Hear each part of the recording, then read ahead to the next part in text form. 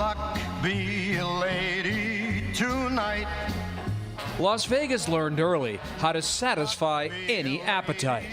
But before the Rat Pack crooned, acrobatics defied the laws of gravity, or divas demanded our adoration. 'Cause I'm your lady. Food took center stage.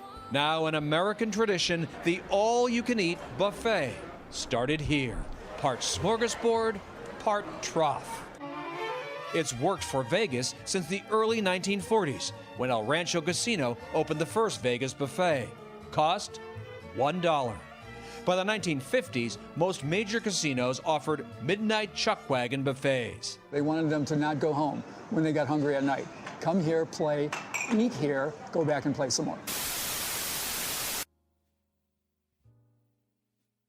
Guys, ladies and gents listening, we are talking about, I'm so happy right now. We're talking about food today. Oh, yeah. All you can eat buffets, as old as time. Back in, what is it, the BCs, before Christie? They were doing all you can eat buffets on mammoths in caves, you know, occasional salad here and there, saber-toothed tiger. And then Roman times, where they would have massive meals going on, and you know, sneeze guards were made out of tablets and people coming in and out. Yes, there was a lot of, you know, the Western times where someone would just, you know, put out a bucket of beans and everyone would keep eating and they keep cooking beans. You know, the whole scene from Blazing Saddles where everyone's farting. Yeah. And then we get into the 50s and the 60s casinos, maybe. And I know Don's going to talk a little bit more about that. And then, you know, we get into the 80s, which more or less made the whole buffet, all you can eat, very popular because, you know, we had Reaganomics, more, gimme. And now we get into the late 2000s where most buffets are, you know, kind of made fun of. And then we get into the 2020s where there's food shortages, yet these places are still open and people are going there stuffing their faces, more or less getting diabetes, not working out. But we have the mainstay, the Chinese buffet, been around as old as time, and Chinese buffets. But yeah, we have multiple topics to talk about today. But what we do at After School Special Podcast, we try to make it current for you too. So we are going to bring up a little bit of the food shortages. But for me, my memory anyways, and just to go on this, and then, you know, you guys can throw your stuff out there. For me, the best part about going to Vegas, because I'm originally from there, and that's why I'm so cool. From Vegas, don't roll your eyes like that, you son of a bitch. Was to go. I remember we were landing, and the first thing I would say to my mom, "Yeah, I want to go to Sizzler and get myself a yogurt," and then go there, get pizza and everything. And then I didn't even know they had steaks. All I cared about was the pizza, and usually the breakfast buffets, which everyone knows breakfast buffets are awesome. Eggs, bacon, all that stuff. And we would go there, and that's all I would look forward to. Nothing else, just going to Sizzler. And we would go there every weekend. We were there for 3 months at a time. Every Friday, we would go to the Sizzler, and it was just like, it was heaven on earth. Also, well, casinos too. There's casinos all over the place. All I wanted to do was go to Sizzler. But yeah, all you can eat buffets there, which some of them, I don't know, you guys remember the scene from Vegas Vacation where he's like, I'll have some of the blue. That's kind of what I like. He scoops out the fucking blue shit. It's about quantity, not quality. Over quality. Yeah, yeah. And it depends on what casino you go to, because if you go to like one of those shithouse casinos and stuff like that, you're gonna get shrimp that's dirty, that still have the eyes on it and everything like that. You're gonna get the baked potato that looks like it's been cooked on the sidewalk. So, you know, you get all that, versus if you go to the Bellagio and you're eating pretty much eggplant Parmesan out of Cupid's butt. So you're getting it there. Yeah. So. I have an adult question for both of you. If you're an at adult question, if you're at a strip club and it has a buffet, okay, birds and the bees. Yeah, if you're at a strip club and it has a buffet, would you eat there? 100%, because more often than not, they're fucking amazing. There's a couple here. Well, now, mind you, I don't go to them anymore, but when I was younger, they used to have, what was it? Don't get in trouble. Surf and turf at the strip club that was kind of like a Egyptian whatever, and no one was really there for the girls. Everyone was there for the cheap steak and the lobster. That was it. There you go. Yeah. I've never really met too many people who've gone to the strip club and gotten food. I personally have never done that. Now, I've gone to the strip club, but I've never ordered anything because it's not like the chef is a Michelin star chef. Well, I'm just Michelin asking, star do chef. they have buffets at strip clubs? I didn't even know that. I do? know they have. I know when I see them when you're driving by, and it's like, oh, they'll say best food around, but who's there for the food though? Unless you go up there and then you have the 60-year-old woman with the cesarean scar going up there. Yeah, you gotta try the fish. Yeah, that's like one of those like hell old school like Vegas strip clubs. Which, not to say that I've been to one of those, but yeah, it's like you don't want to go to the one that has a buffet. You want to go to the one that has a surf and turf, because more often than not, there are chefs there. You know, like if you have steak or prime rib. Oh, there was one club I went to one time, and it did have prime rib, and it was at a not, strip club. I was not there for I was there for the prime rib. I would have been there for the prime rib baked potato, thick cut for only $15, and it was a good cut of meat too.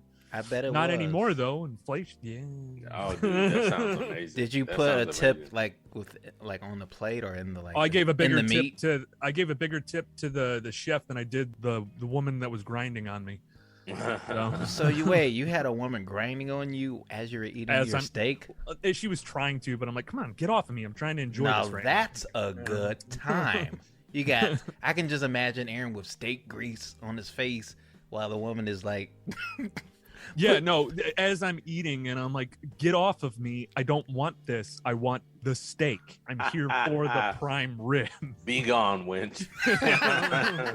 Do you want to say like the history of the buffets, or do you want to just go right into your gloom and doom story of how? No. Okay. Well, I have a little history I wanted to bring up, if that's cool. Yeah, I was gonna say if you wanted to tell the history, and then I could say something about Sizzler, but other than that, yeah. So the buffet, like you said, has been always a view of excess. That's what it's been. It's just a history of excess. Roman emperors would have these buffets full of different meats and cheeses and things of that nature that were laid out and served to them, you know, grapes being fed to them while they're sitting there and their bellies are hanging out of their toes. I could just imagine, Pius, please come give me a slice of pizza. So the term buffet originated in France. It comes from the 12th century word buffet, meaning bench or stool. Since the 19th century, the word buffet in English has referred to a meal served from a sideboard. Because way back when... Wait, a sideboard? Sideboard.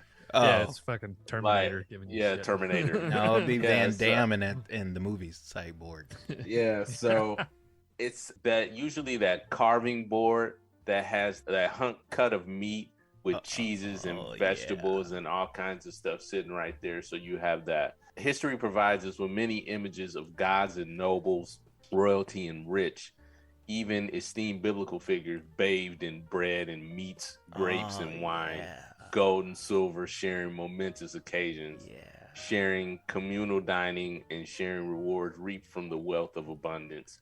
These are images of wealthy sharings and essence of what has come to be known as the buffet. Now, in America, we know it as another word too, the smorgasbord. So that's a Swedish term. And that one is a side table where one could opt for a pre-dinner drink or snack. And that came to the States in 1939 during the New York's World's Fair. So that's as far as I'll go on history of American, because we're going to break down the different buffet What is it called now? Because it's we have the smorgasbord, but then also now it's just like pig trough or something. Oh, yeah. I don't know, like the trough. Can we start a restaurant called the Trough? That'd be. I was thinking of another feed podcast. Bag. The feed bag. There you go. The feed bag. Yeah. Strap on that feed bag. Yeah. So, but the feedback can be on you as you like as you go on at the rest of the day, kind of like a colostomy bag. Am I saying that right? Jesus Christ! No, I don't want to associate one's for poop and one's for food. Yeah, so you don't have to stop to like eat. That's how Amazon is going to do their workers. So you don't have a lunch break. You just have a feed bag and you just keep working. Are you serious?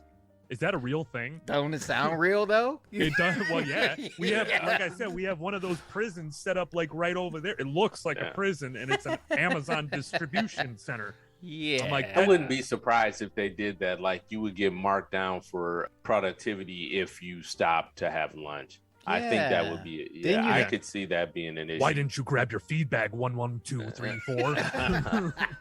Yeah, that sounds like Futurama or some shit. Yes. Feed bag.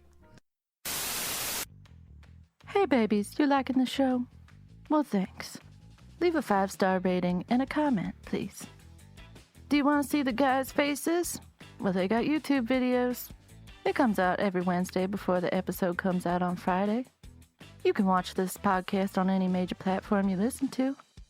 Rate 5 stars and comment. Thanks, babies.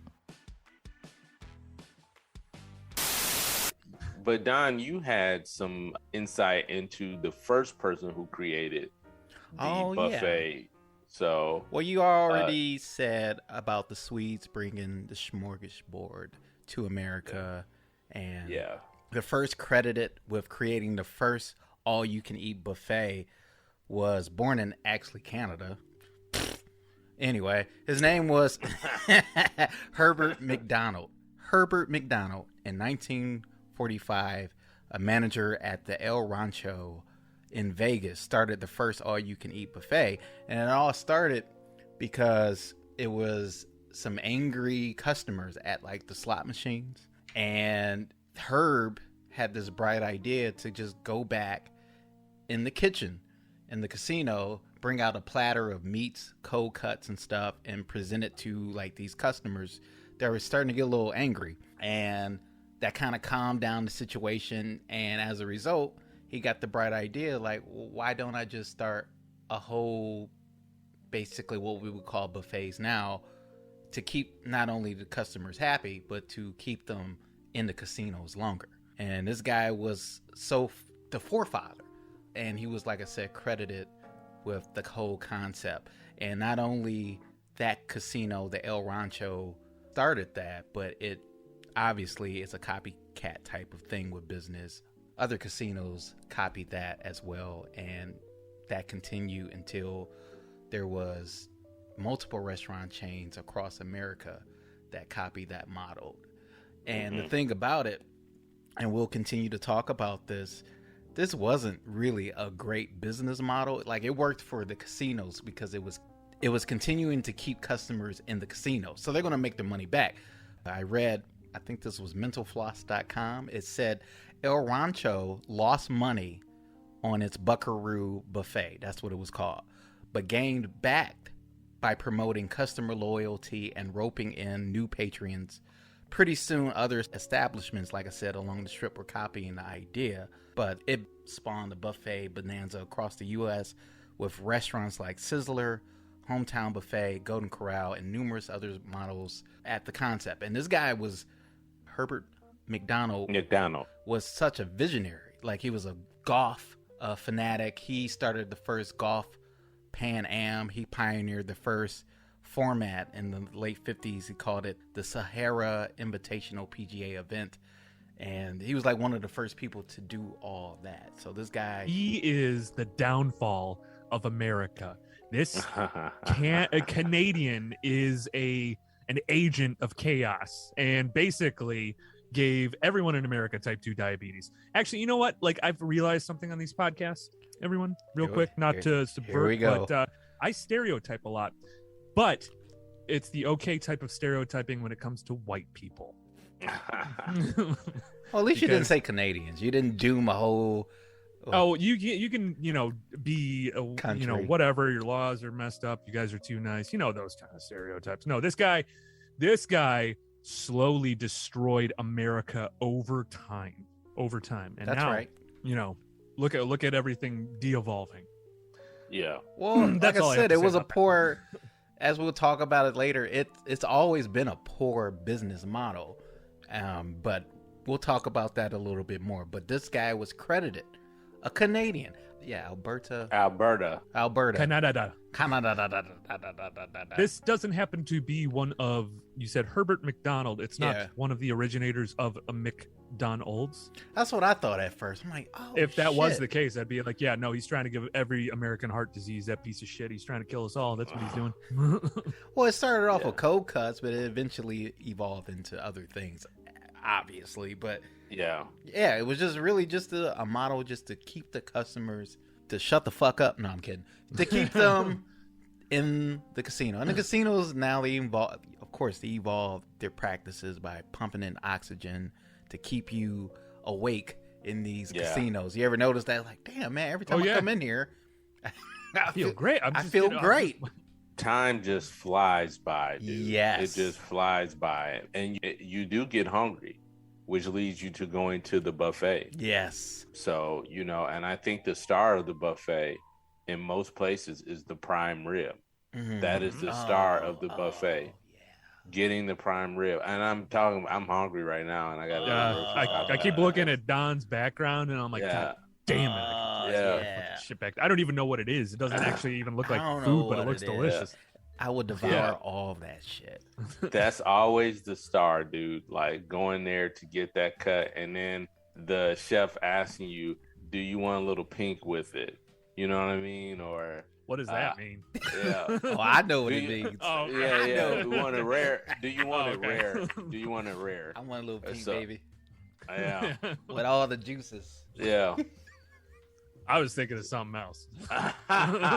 With prime rib, No. I was just, for some reason, I directly went to like penises. I don't know why. But do you guys? Okay, so that is the established history of how the buffets came about. Who wants to talk about the popularity? Because there was a boom after. What's his name? Norm McDonald, Herbert McDonald. Herbert McDonald. Yeah, he started well, all you had this. Golden Corral. Well, first, 1955, Sizzler was started, I believe it was 1955, in Culver City, California. And then you have like Golden Corral popping up in 1973, and all these other these restaurants started popping up. Old Country, I think- 1983. Old Country Buffet. Buffet. You know that the video of the guy that's like cutting meat. It's like the employee video. And it's like, hey, did you watch that game today? Oh man, it's it's what's the weather like out there? I'm like, that dude's a fucking serial killer. Little Dexter. Yeah, I don't give a fuck. Yeah, Just get my like meat cutting right. And at one time, that would have been like a career. And now that guy is probably, I don't know, he's probably dead in a ditch somewhere. Oh. Well, there were 20,000. You okay? I just started thinking. He of that loved his guy. own joke, everybody. He loved his job. That guy loved his job, and then they started closing down Old Country Buffets, and he didn't know what to do. And then he starts working at a gas station. He can't make ends meet. His wife is nagging him. Come on, when are you gonna do this? I thought you were, he once played hockey, and then all of a sudden he starts, making meth, and then he's doing meth, and then he ends up in a ditch. That's the story of that guy. John, Aaron has him pegged as like the Heisenberg of like all you can eat chefs. Yeah. All I was gonna say, so the boom of the all you can eat, it kind of culminated, or it didn't really reach its peak, but by the 2000s, there were 20,000 all you can eat restaurants. Yeah. Obviously, it's not like that anymore. But do you guys want to discuss the popularity from the 40s and 50s, like places like Sizzler? Well, there's one we forgot because I did so I was going to bring that up because the 1980s saw a boom in buffets. You had Sizzler, Ponderosa, Pizza Hut, and many hotel, and we didn't talk about that. Hotel restaurants became almost synonymous with buffets and you still have that to this day with Oh, continental breakfast. Continental breakfast. Which is never really a breakfast. No, it's but just they a got the box of eggs. fucking cereal. Eggs I and never muffins. get the Eggs hard-boiled and yeah, a yeah. hard-boiled egg, and then you're lucky if you get like a half a box of Wheaties and some spoiled milk. Yeah. I'll take But it. the buffets in general are really popular with the church crowd on Sundays. I know Yep. there's like breakfast buffets, Big Boy, other ones that just like set up like little stations and whatnot. Like, are Big Boys in California? No John? Big Boys in California, but when you go further to the Midwest, when you're traveling cross country, you will come across Elias Brothers. It's not Big Boys, it's Elias Brothers. So yeah, you do see that. And there was a really popular one on Jefferson. That's the one that my church crowd would go to. Back in the day, right across from Belle Isle. Which one is that, John? Big Boys. Big Boys. I know which one you're talking about. Yeah. I don't know if Yeah. it's still there, but I remember it when I was a kid. It got tore down, man. Okay. Yeah, so you want to talk about people ending up in ditches? That was the one. That's they shut all that down, and all those people were probably just digging ditches and then died in them. Oh, so fuck. you know, John, it's unfortunate. I know you're going to talk about Pizza Hut, John, but does anybody go to Cece's, that pizza place? I never go there. No, dude. Christ. Aaron does not like that. No, Cece's never came across to me as something. Even the commercials look. I would go to Happy's Pizza before I go to Cece's. Happy's ain't that bad compared to Cece's. It's like, really that bad? Yeah. Okay. It's like taking a shit and putting tomato sauce. Oh, and wait a pepperonis minute. on Okay, it. you got a choice. You got this, for lack of a better example, DiGiorno pizza that you could like take home and put in your oven, or Cece's. Put a gun to my head. DiGiorno. I do. You DiGiorno. really would do a DiGiorno? Just put a gun to my head and pull the trigger, because I'm not doing either of them. I'll starve myself before I eat a fucking That's DiGiorno. dedication, man. John, That you is feel that way about dedication. DiGiorno? I love DiGiornos. I do DiGiorno, I'm but a I would do Tombstone but man. I do Tombstone over DiGiorno. I'm a Tombstone man. That's my brand. DiGiorno got Or too what- many varieties. Yeah. Maybe that's Or our you next have thing. Best You have- frozen food. Bibbly, or what was that? Boboli pizza? No. Bibbly? Bubbaloo? I know you. Bibbly? Yeah, something. Do you know what we're talking about, Aaron? Billio or something Billio, like that. yeah. Yeah. Bibble. Those I thought that was commercials just- were really popular in the late 80s. Well, early no, 90s. 90s. Yeah, 90s too. Bibble. Yeah. That's all like West Coast stuff. Yeah, I never Sizzler. been in Sizzler is out here, man, in Yeah. full effect, dude. Oh, Sizzler. I love That- Sizzler so much. Sizzler Really? and Yeah, dude. Old Back in the Spaghetti day. Factory is popular. Spaghetti Factory. Yeah. Barstool Sports guy, he did his pizza. Oh, Portnoy. Porknoy. Is it Porknoy? I think I'm gonna go with Porknoy. David Porknoy and his pizza. That's actually a pretty good frozen pizza. But anyways, I just want to get that Porknoy in there because I don't like David Portnoy. Hey guys, if you like to see us in the flesh, we have video highlights of our episodes we release on every Wednesday before the new episode that comes out Friday. As always, you can catch this podcast on any major platform you listen to podcasts. Please make sure to rate us 5 stars and comment on how you're liking the show. After School Special Podcast. It's this lady, and she's like, "Hi, welcome to my vagina." After School Special Podcast. What robot pet starts out speaking a unique language, but eventually speaks English? Gloopy? The fuck is a gloopy? Podcast comes out every Friday. Anyways, So the boom is happening in the 80s. Yes. Bam. You got Old Country Buffet, you got Golden Corral, you got Ponderosa, you got Pizza Hut. Which one stands out to you guys during this time? Because it came in my life in the 90s when we would go to these places after church. So we used to go to Old Country Buffet. Fridays, we might go to Ponderosa after I would get out of elementary school. That was like our big splurge. Yes, dude. Pizza Hut was more of a summer thing for us because we had more time to experience it. But, oh, yeah, see? Sorry, I'm getting hungry. Pizza Hut for me, dude. Go ahead and Pizza talk about the Hut. history of Pizza Hut, John. Pizza Hut, making it great Mention Pizza Hut Buffet to your family and watch them come running. It's all the pizza, pasta, and salad you can eat. Just $3.99 for adults and $1.99 for kids, who tend to get hungry too. So when your appetite says buffet and your budget says bargain, Pizza Hut's got all you can eat. Call your hometown Pizza Hut restaurant for Sunday buffet serving hours. $3.99 for adults and $1.99 for kids. Pizza Hut, making it great. So we would go to Pizza Hut on Warren, Grosse Point, I think, or close to Grosse Point. It was on Warren, close to Cashew Road.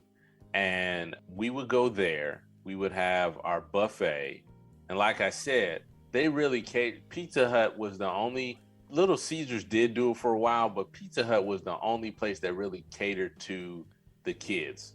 That really catered to kids being there. They had fast food toys and all kinds of stuff for them. So it was more of an experience while you were there. I say Little Caesars because they had Little Caesars land, but that was so rare to go to something like that. It was kind of like how McDonald's has the McDonald Playscape. Yeah. So it's rare to find a Little Caesars land. And then it come like, what is it, 5 years later, they realize like all those things are covered in human fecal matter. Oh yeah. Fecal matter. Yeah. I was going to say about Pizza Hut for like my experience, because you also had the salad bar, which was amazing. Yeah. But literally hard-boiled eggs. All I would do, it wasn't really a salad. It was just like a meat salad, hard-boiled eggs, ham, bacon, little bit of lettuce, and drenched in Thousand Island dressing. Oh, dude. Yeah, man. Yeah. The toppings, it was more topping than salad. That's what it was. As a kid, I didn't give a damn about no salad bar, but when I got older, oh my God, the bacon. Yep. Oh, the bacon. Dude. Yeah. Oh, go ahead, John. No, I'm listening. I'm agreeing with you. Talk about more food. I was gonna say, yeah, no, this is just us talking about food and getting really hungry. Yeah. But Pizza Hut, so yeah, they had this experience of like, breadsticks, pizza. Kids would go there, families would go there. You would have this experience of like being in a pizzeria. It did feel like that, and it was a restaurant. And now it's completely changed. Like we have, I think, one on Van Dyke. So if you're from Michigan, you know the road Van Dyke. Yes. It's in Warren, technically. It's the only Pizza Hut that I know is still a restaurant. And I don't think they have a buffet, but you can go actually this weekend, because Annie was wondering what we were going to do for Father's Day. That's actually what I want to do. I want to go eat at a Pizza Hut again. That actually sounds like a pretty good idea. I'd be like, okay, we're sitting down to eat pizza. Here we go. Annie, do you need like Pizza Hut sponsorship. Shit. And then Annie's just staring at me. Is like, why am I with you? She didn't experience this, man. Does anybody in the 20s and earlier, they never experienced the joy. It was such a treat, a gift. But history Pizza Hut. Come on, John. What's the history? All right, so the history of Pizza Hut started in 1958 by brothers and Wichita University students Frank and Dan Carney. They started it as a small pizza joint on the corner of Bluff and Kellogg in Wichita. I'm getting this from Wichita EDU. Didn't they borrow like $600 to like? I am sure that's what they did. Am I stepping on your toes? I'm sorry. No, you're That's fine. the one little research I saw. They borrowed $600 to start this business. I don't know where they got $600 from, but $600 back then. What was that in the 50s? Probably like what? Oh yeah, that had to be. I don't know what the translation cost would be. Let's say 6,000. I don't know. Yeah. The business staffed by friends and family served. The business thrived instantly, and the company took off when its first franchise restaurant opened in Topeka. Now it is the largest company in the world with more than 11,000 restaurants in 90 countries. In 1986, the original Pizza Hut building found a fitting home on Wichita State University campus and serves as a landmark. But further Pizza Hut history says the chain has, as of 2020, 17,639 restaurants, and it is a subsidiary of Yum Brands, which Yum owns KFC, Pizza Hut, Taco Bell, Habit Burger Grill, and Wing Street, which is now attached to Pizza Hut. Oh, so that's why you have the They got the best amalgamation, wings, by the the way. The America, what is it? Every time I see it, that's like, oh, that's American right there. It's a Pizza Hut, KFC, yeah. Yeah. Or Right, Pizza in a Hut, Taco Taco Bell. Yeah, or together. Pizza Hut, And I'm like, Taco, yeah. Well, That's- you can get your tastes of Italy and tastes of Mexico. So There that you go. so they're all owned by the same people. That's why they. Yeah, that makes sense. that makes yeah, total by sense. Yum. Yep. And then PepsiCo acquired Pizza Hut in 1977, 20 years later, alongside Taco Bell and Kentucky Fried Chicken.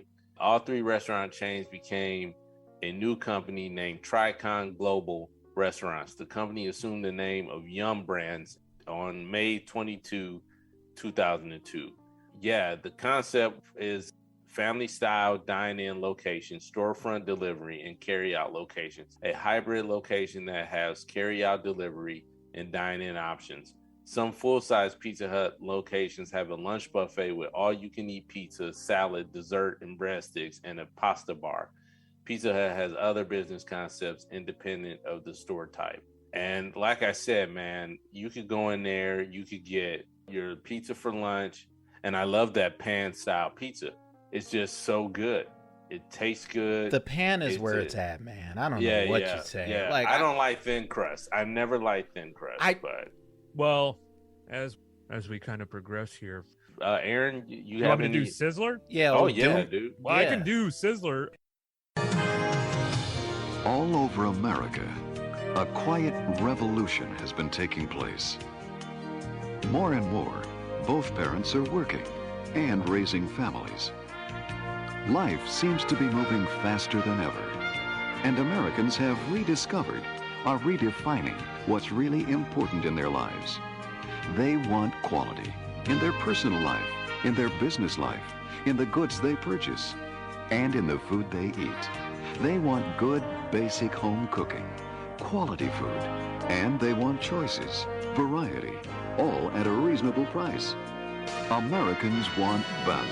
Sizzler brings the choices that you've been looking for, giving you the right. Yeah. So, doom and gloom over here, Aaron. Well, no, I'm not doing the doom and gloom yet, but you know, Sizzler was actually a family steakhouse before it went into the whole buffet thing. But it was started, like I said, it was started in Culver City, California. It didn't really get that popular until the 70s and 80s, and that's kind of when they started doing the buffet style stuff. And technically it is a fast food chain, but really, you know, yeah, they kind of claim it to be like fast food. It is full service to an extent, but it really isn't, because you go up and you get your food, you get your drinks. I think all the people do is like they go up to you, it's like, do you want a steak? No, I want the buffet. Okay, go. You want a steak? No, I want the buffet. Go. Yeah. Okay, that's more or less what it is. It was competition for Ponderosa. And have you ever heard of Bonanza Steakhouse? I haven't. No, I've never what the heard of fuck it. is I guess that? it's like similar to a Ponderosa. There were a couple of these all-you-can-eat shrimp, salad bar, full buffet. They promoted it as the buffet court. Patrons began to use buffet as a meal instead of an add-on to an entree. So you had entrees like, you know, the surf and turf or a steak, and then you could have the buffet as an add-on. Ponderosa did the same thing. So it was just like adding fat upon fat upon fat. Like if you wanted to really go to town, and instead of doing like, have you ever done one of those things where it's called a secondsies? So like I would go to say a Qdoba, and then I would go to, I don't know, KFC right after. It's a secondsies. There's another name for it, but it's like when I did it at a fat ass. That's what it's called. Hey, come on, guys, come on. Or look at me. I'm cut from marble, guys. This is like a Roman statue, even with the small penis and everything. Aaron. So you guys don't do that when you're eating a meal. I'll eat a meal and then I'll go get another one. Oh yeah, you're already thinking about what I'm gonna eat next. I literally go and eat another meal like it's food court mall. I would do I would go to A&W, and then after A&W I would go to Sbarro, and then after Sbarro I would go get Chinese food. Underrated, overrated Sbarro. It depends. Let's go around the horn. I'll go first. Overrated. I don't consider it But I like it, pizza. but it's over. I don't consider it pizza. I consider it dough and cheese, and everyone would be like, yeah, well, that's pizza. I'm like, no, it's just, like it's baked dough with cheese and some meat on it, and that's about it. John, it's enjoyable. Overrated, I haven't underrated. had it enough to consider it either or. It looks like New York style pizza. Then you eat it. It's like, Little Caesars is even better than this. Yeah. That's the whole I've never been to New York, but one of the reasons why I want to go, and I've explained this to anyone, any reason why I want to travel is because of food. Yeah. I would want to go to New York and have a New York slice, and then, one of your inspirations is Bourdain, right? What's yes, his face? 100%, which RIP, his anniversary of his death just passed. But do you know he's born on my birthday? Like, we got the same birthdays. When's your birthday? June 25th. You piece of shit. No, I know when your birthday. How long I'm saying have I it known for you? the I've known you for almost audience. a I'm goddamn saying decade. it for the audience. I was June 25th. I'm a good host. It's called Teeing You Up. Wish me happy birthday, everyone. Happy birthday. Yeah. Wish me, because I need it. I need to know that people love me. Anyway, yes. Well, Sizzler, that's basically Secondsies. Sizzler. Like, it was similar to a Ponderosa, and the buffet became bigger, and it does really well on the West Coast, and that's where it's at. But it does well in like places like Vegas. Once you're done doing the casino, you could do the casino buffet, or you can go to a fucking Sizzler. Like, there's what is it? There actually is an episode where they're in, I think, LA, Anthony Bourdain, Parts Unknown. It was like one of the first seasons, and they go to a Sizzler, and he's never been to a Sizzler. And I'm like, you got to go get the fucking ice cream. And so he gets he goes, does the whole buffet, sits down, eats it. It's awesome. And then you have to, at the end, every time you go into a Sizzler, they have the yogurt machine. So you go up, you get Froyo, and he's with David Cho. Yes, David Cho, who's an amazing artist, hands down one of my favorite artists. He's with them, and they're eating at a Sizzler. And it's like, when I don't know, with that episode specifically, I just thought back to my childhood. I remember that was one of the best things that we would do when we were there, because you're a kid in Las Vegas. What really is there to do other than stare and throw popcorn at hookers and then kind of kick the drunk, gambling guy? They probably just gambled away his kid's college tuition, and he's on the floor, and you just give him like a little kick while he's down. Is that one of your favorite memories of Las Vegas? When did you move? Sizzler? The Sizzler is all the sad shit. Not so much. When did you move to Michigan again? 9? No, I was pretty young. I think it was like 5 or 6. But we go back every summer. We would go back every summer for like 3 months. The entire summer we would be in Vegas. We really couldn't do it after I think it was maybe 12 or. No, I think the last time I went was 13. It was like right before I was going into high school, so maybe 14 or 13. Whatever. Anyways, yeah, we couldn't go there anymore because my parents got divorced. And that is the 20th time I've brought this up on the podcast. I went to Vegas the first time in 2020, which was the weirdest time to go. Hey, John, before we go to the demise of All You Can Eat, what was your favorite memories of All You Can Eat in the 90s or when you were a kid? I think my fondest memories was going after service on Sunday with my mom and just enjoying ourselves, But that's also when you got to see the ugly side of it, where you got to see some people really overeating, where they were just like using trays as plates. And yeah. I mean, like, I don't judge people. I don't. But that was when I was younger. It was just fascinating to me to see people eating like that. It's all right, John. I'll judge people. It's yeah. So, and in Vegas, I saw the same thing because I did a report on that in college called The Whales, where that's where you got whale tail from. Whale tail. No, the heavy rollers and the big spenders are known as the whales. Oh, okay. Yeah. So not whale tails. No, that's something else. So the whales. Wait. Aaron looks perplexed. John, what is a whale tail? John, explain that.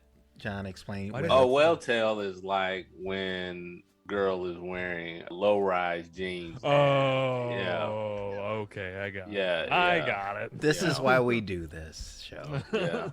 It's just all to teach me about What, black culture? Is that black culture? No, it's not. I've never heard it.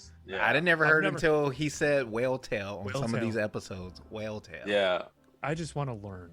That's it. Yeah. That sounds like a Pixar movie. Low riders in the back of the underwear show up. So the whale tails. Yeah. But in any event, the whales are big spenders in Vegas, and they are out there, and you'll see amongst the whales, you'll see some people over excessively eating.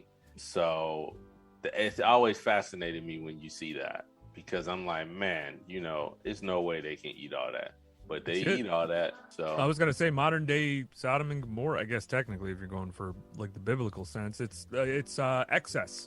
Everything is excess in Vegas.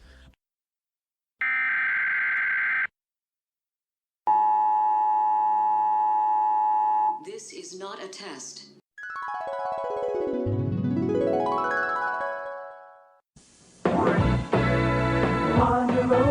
Ponderosa, doing it better, a great deal better. Right now, get a complete ribeye steak dinner with soup, salad buffet, sundae, and unlimited Pepsi, just $6.99. Try the new Ponderosa with their famous all-you-can-eat salad buffet, free refills on coffee and pop, and of course, juicy flame-broiled steak at reasonable prices, so you can treat the whole family. A complete ribeye steak dinner with soup, salad buffet, sundae, and unlimited Pepsi, just $6.99.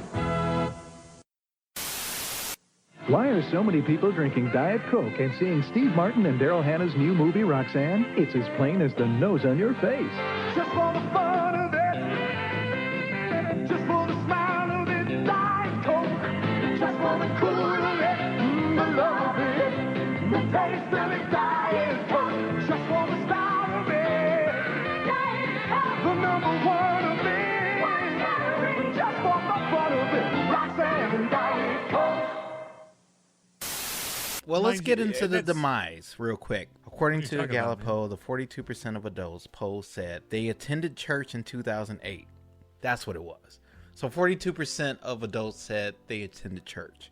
But by 2017, another Gallup poll said they attended church at a 38% rate.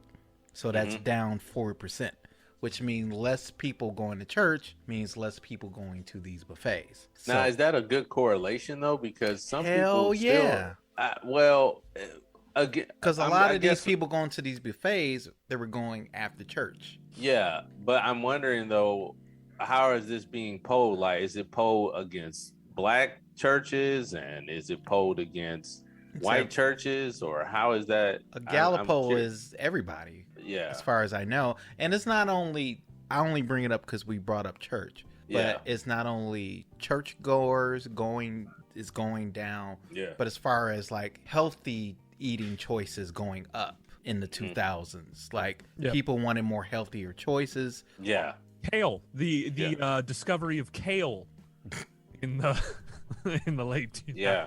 The prospect of getting sick going to these buffets. 2003 Old Country Buffet, I believe, they had a big E. coli breakout that infected, a lot of people, and I think 3 people died in one of these outbreaks. Like, why would you, and that's what I've learned by researching, why would you go to a restaurant that values quantity over quality, where you can go to a restaurant that values, they're really good at one thing that is outstanding, that you will go there, eat, and know that it's going to be good. Whereas you go to an Old Country Buffet and it's like you get a variety of things, but you're not eating quality stuff. That's true. That's a good point, man. Yeah, I didn't think of that. But I know Doom and Gloom Aaron has more facts. Hey, well, no. And well, it's not so much the end, but like a lot of it now has to do, or will be, especially in 2022, food shortages. A lot of these places, like you're gonna see. For me, okay, this is part news and then part opinion. You know, with the war in Ukraine and everything, and the fact that a lot of the Ukraine exports grain, oil seeds, all this stuff to the United States, we're going to be seeing it's going to be a legitimate food crisis that's going to be happening. Also, if you look at it this way, with overfarming land, no nutrients in the actual vegetables that are grown. We are going to be heading that way. And it's not just the war in Ukraine, but it's also our environment, like climate change, COVID, with food shortages being due to supply chain issues. We're going to be seeing shortages of chickens, eggs, because massive factory farm. Well, that's the other thing too, is that we have factory farms that we use, factory farms for, slaughtering pigs, slaughtering cows, which in itself, are disgusting places that create disease. They're no better than wet markets, yet we say nothing about them in the United States. These places are deplorable. Now, mind you, I eat meat. Most of my stuff is grass-fed beef. Even those places have to be monitored, though. They do to a certain extent, but they get away with so much shit. And the other thing, too, is with these grain shortages, what do most of these animals eat? Grain. Yeah. And so we're going to start seeing, and so more or less my opinion is that a lot of these buffet style restaurants, the ones that are still open, the Golden Corrals, you really don't see Ponderosas. A lot of these places did close. I don't know about Sizzler, but I think you said, John, that Sizzlers they're banging right now. Sizzlers are still banging out here. But I was going to say, to touch on your point, is that it's funny you bring this up, because I went to see Jurassic World, and this is exactly what they were talking about in that movie. That's the plot of the movie. But to your point, what I find interesting is the fact that corporations are trying to pump us full of chemicals, putting plastic in different foods, grain. I mean, it's just really a travesty how far we've come from having natural organic food. In our house, we've gone so far as we don't even do grocery shopping anymore, which we're going today. But normally we have to do big box food like Blue Apron or something that. Well, I was going to say Blue Apron, like a lot of people, at least that I know, have been complaining about, like, a lot of that stuff isn't fresh anymore. No, it's not, man. And they send it to you, and we're going to get ready to cancel it because there's another one that we like that I'm going to try it and see how it goes. Because the thing with Blue Apron is they make these menus, but everybody doesn't want to eat what their chefs are cooking for that particular week. I might want something completely different, and I have to try and figure out what I want or cancel it for that week. But I digress. To you, I know exactly what you're talking about, and you're right. Well, you're right. It's not just that either. It's the the high cost of living, and there's going to be food insecurities with a lot of these people. So, like, buffet style restaurants, once showcased how great America is with indulgence and whatnot, and we have all this food, and then you go to like places that have food insecurities, and then you have what's her Gloria from All in the Family. Yeah, I can't remember her name. Sally Struthers. Struthers going there. It's like, do you see them? Do you see? And it's just like, I used to have a crush on her. She's good. What? When she was younger, when she was on the show. Oh, okay. Not old Sally. Okay. No offense, well, Sally. Actually, you know what?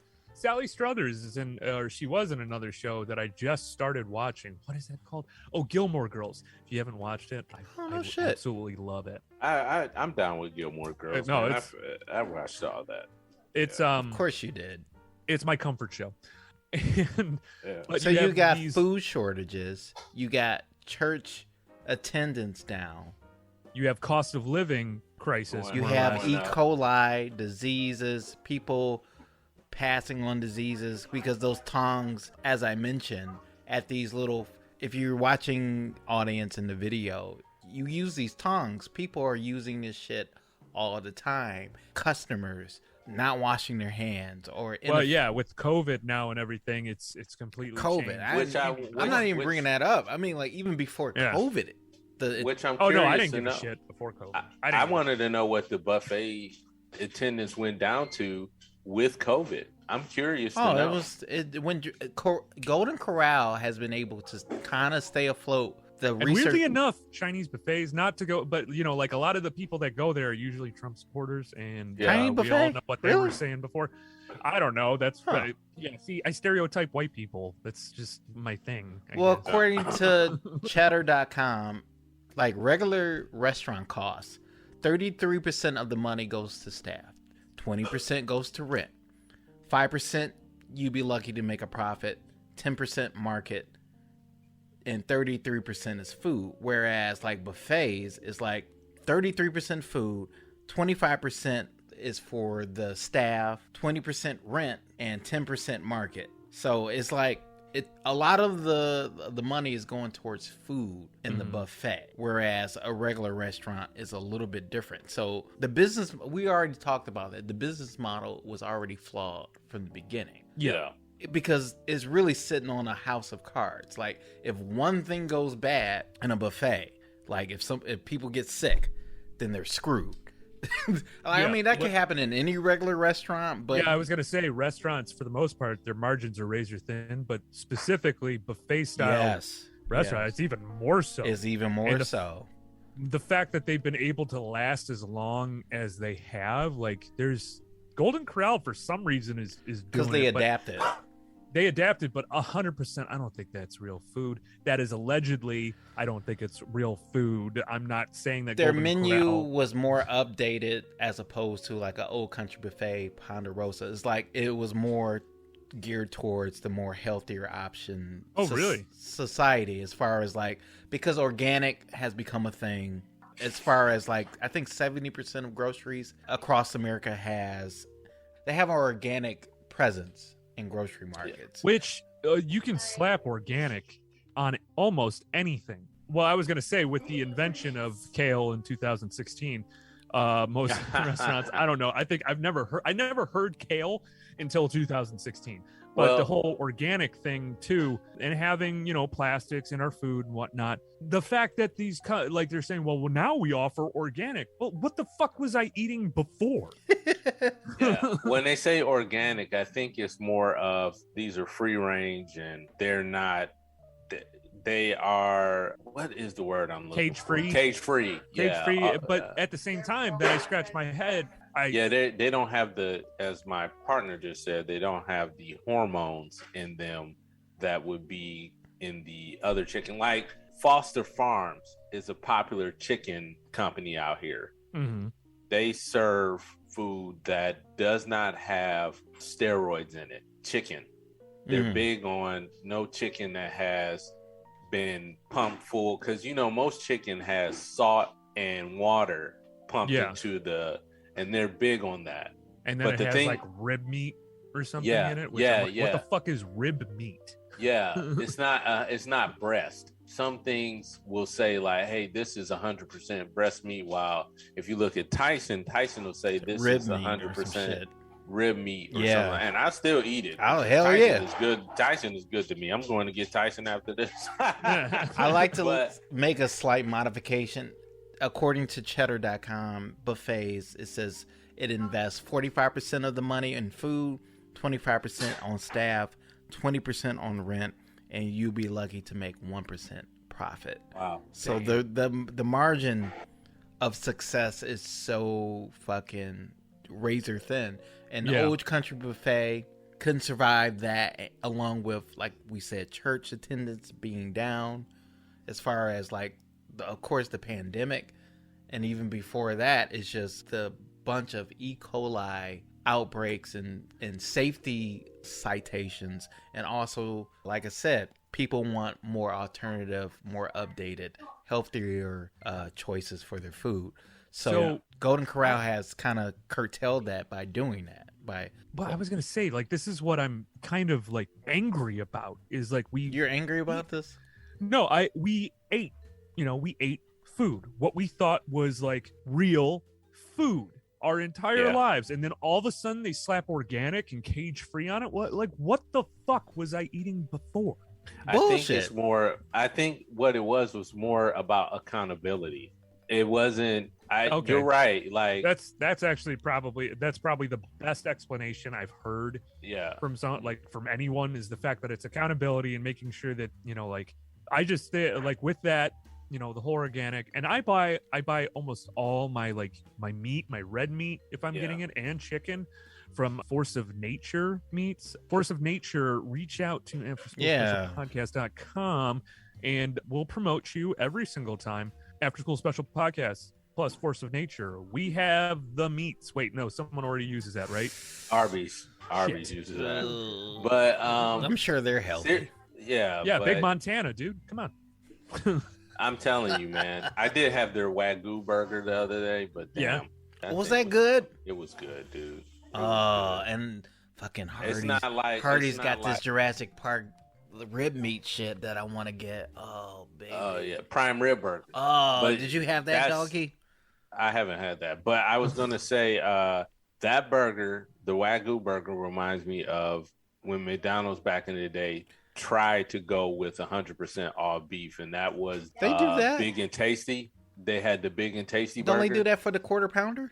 Yeah, well, they do that now. now. You can taste that shit. But that's good. But in any event, to your buffet argument or what you're bringing up, you have to be careful with these restaurants that you go to because it's way too much food for you to think that it's been prepared properly. Mm-hmm. That's what I feel. Oh no, 100%. Most of it's in bags, and then they just put it in a big fucking warm vat of water and just heat it up that way, and then they slop it on there. I will 100% never go to a buffet ever again. Really? On the West Coast, I'll go to Sizzler, of course, 100%. Yeah. It's nostalgia purposes, and we are a nostalgia podcast. Yep. Best favorite childhood memory of buffets, Aaron? Sweden House. Now, does anyone ever heard of I've heard of Sweden You're House. making shit up. I don't know. No, it was mostly like Sweden House. Everyone kind of equates, well, what's that? Like for me, in being, like a Michigan person, I equate it with like 80 and 90-year-olds. I don't know why. Like old ladies that just got a fresh perm. They're spot on. Their fit's awesome. They got a crocheted whatever shawl on their back, and they're going there and they're eating their I don't know, mincemeat pie or shepherd pie or pot pie or some type of pie-esque thing. And I remember we would go there every so often, and it was one of the best memories. We would eat pizza there. My brother went up for his 4Cs, his fourth time going up, and the person that was up there is like, no, man, you can't get any more. You've had a whole pizza. Wait, what? He said he couldn't. He said he couldn't knock get that any motherfucker out. I'm not even a tough guy. What? This is all you can eat. I turned into DMX so goddamn quick. They kicked out. No. It wasn't Tyler. It wasn't Tyler. It was a friend. Oh crap! No, it was my buddy. Because after he said that, and my buddy was a little bit bigger. After he said that, he just threw his plate at him, and then we got kicked out. My dad. You got kicked out of an all-you-can-eat place. That's the best thing you could do. That is something you go to your grave with. That is something that people will speak of for years. It's almost like when Caesar feeded the Gauls. That's what we're talking about. John, before I go to you, let me ask Aaron one thing. Yeah. What was your dish of choice? What was the first thing you went for? Oh, pizza. Every time. It was always Really? pizza for me. I love pizza. You can get pizza anytime. Really? Oh, shut the fuck up, man. It's all you can eat pizza. Just go up there all the time. But the other thing too was, okay, so we went to a Chinese buffet recently. They had crab legs there. Fucking my Jesus. crab legs. Yep. Yeah. 100%. My dad's friend got kicked out of an all-you-can-eat Chinese buffet. The Chinese people were not happy with that, and That's they awesome. were because he was in there eating all he could eat. He had his stretchy pants on, and he went. He did the Homer. He did the Homer. He went to town, and they were like, they kicked him out. I'm not gonna do the accent because that's inappropriate, but yes, they kicked him out. They said you can't come Do here it, anymore. John. Do and it. They kicked No, him out. don't do it. Let's not do that. Come on, Don. But that's a low. We're back, baby. Right Come there. on, do it. But do we have any other loose ends we need to tie up before we? What's your favorite? My dish, favorite John? dish would be prime rib with mashed potatoes. That was your first dish. What was your second? First, my second dish would be the shrimp. The shrimp. I would go for that. So nobody was doing bread and shit because that's a rookie move. You can't fill up with bread.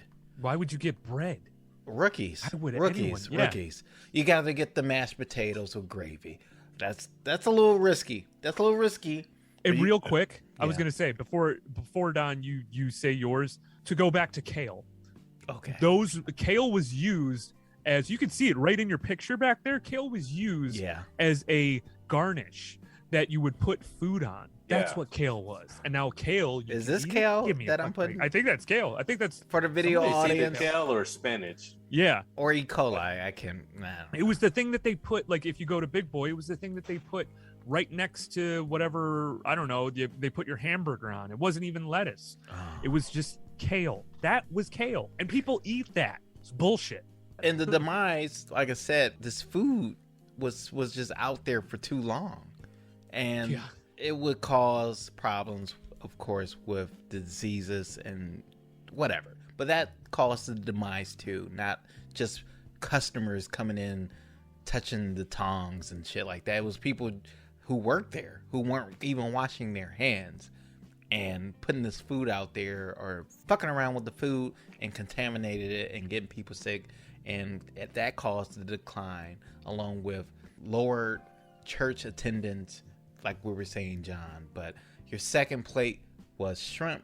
Third plate, any treats. Frozen yogurt every time. Really? What? That was very what is white. Wrong with frozen yogurt? That was very white of you. I thought it'd be like cakes and cupcakes and apple pie. The fuck? Even that, dude. Ice cream. Pecan pie. Oh pecan pie. Yeah. Any fountain drinks, I would mix in all the fucking fountain drinks too, like, cause I could, and I wouldn't even drink it. I'd just be like, I did that once. It tastes like shit. Yeah. I go with orange soda. It's supposed orange to, soda, bro. But you got the sprinkles, unlimited sprinkles with the ice cream. Oh my god, the hot fudge sundae. Jesus Christ, macaroni and cheese. All right, man, we gotta wrap it up because I gotta eat. Okay, I will go with the fucking turkey, the prime rib, the ribs, the macaroni and cheese, the mashed potatoes and gravy. That was the first plate. I'm starting to get the sweats here, man. I think I gotta fucking eat something. The second plate, I would like, all right, I gotta calm down because I'm not gonna make it to the third plate. But it would be like, next plate, it'll be the fish. It'll be salmon or whatever the fuck they fucking had. And then the third plate, it would be more healthy because my mom would be bitching at me. We're like, all right, man, when you gonna eat something healthy? So I would like put like a leaf on my plate, and then I'll put more mashed potatoes, more motherfucking. You're fucking killing me, man. Like snacks, more snacks. I will put more snacks, cakes, brownies, chocolate cake, vanilla cake, and then because I felt so bad coming back to the table, I'd be like, I'll offer it to the people there. Like, did you have this yet? I was a very generous kid. I would have my fountain drinks, and by the end of it, I'll be like, can we take some of this home? Because I was a fat kid. No. Because they don't let you take that. Well, you would have to pay for it. At Ponderosa, I think you would have to pay for a plate to go home. But like Old Country Buffet and shit like that, no. Pizza Hut, of course, you could. So that is the episode of buffets, from the history to some of our favorite buffets to the end of the world, more or less, when it comes to food. And the question that is on everyone's mind, and last question, did everyone take a poop break while they were there? Because I did. I had to make room. You know what I'm saying? Oh, yeah. You actually poop in these restaurants? I was so constipated by the time I left. Like, I couldn't poop. Dude, for you're weeks. weird when it comes to shits, period. So that's on you. Okay, yeah, that's true. Yeah, that's you true. can't shit unless it's pristine everywhere and you're comfortable and you have a fucking TV on and your little fucking, I don't know, your soda. I put on LaCroix. I had to put on the faucet of water. I have to hear water to poop. Did I ever tell you that? Thanks for listening, everyone. Yeah, thanks, guys. Hey, everyone. It's Aaron from After School Special Podcast. Like what you hear so far? But don't forget to subscribe and download the show on whatever platform you get your podcasts. And just a friendly reminder, we have new episodes out every Friday. Thanks for listening, everyone. June 25th, you piece of shit. No, I know when your birthday. How long I'm saying have I it known for you? the I've known you for almost audience. a I'm goddamn saying decade. it for the audience. I was June 25th. I'm a good host. It's called Teeing You Up. Wish me happy birthday, everyone. Happy birthday. Wish me, because I need it. I need to know that people love me.